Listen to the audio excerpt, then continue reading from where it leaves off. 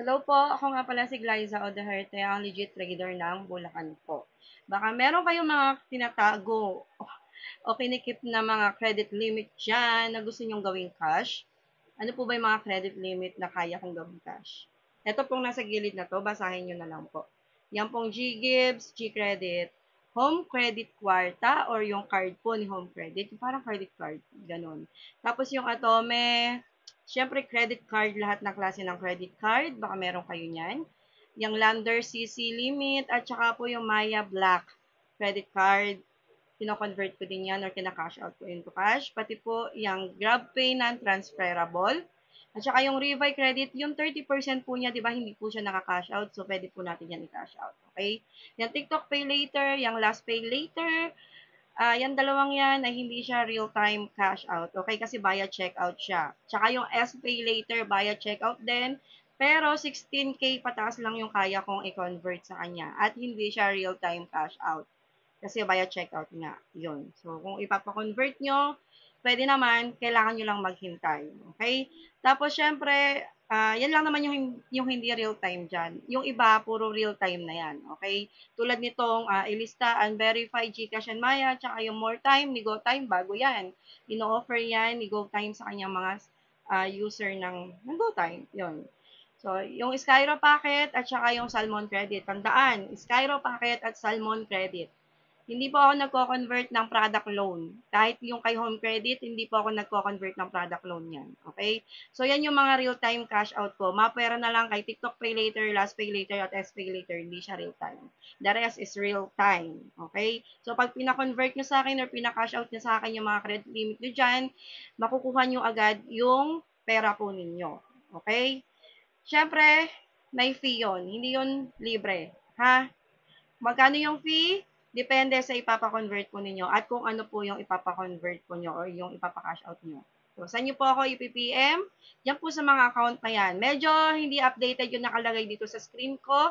Pag sinerge nyo naman yung pangalan ko, makikita nyo may mga blue check.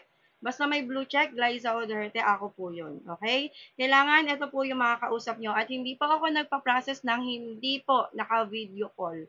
Always naka-video call or kung malapit lang kayo sa location ko, which is Malolos, Bulacan, or Cavite, nagkikater din ako ng Cavite kasi nagtaga ron yung mister ko, pwede pong meet up, ha? I-PM nyo lang po ako.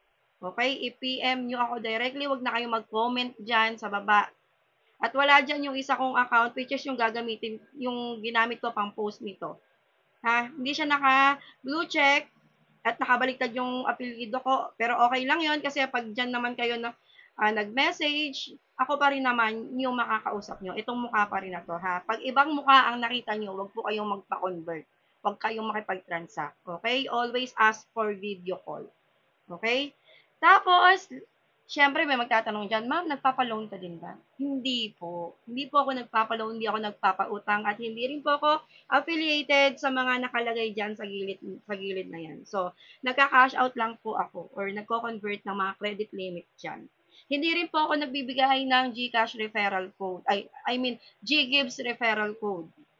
Hindi po totoo yung referral code na makapagpa-open ng GGives. Hindi po.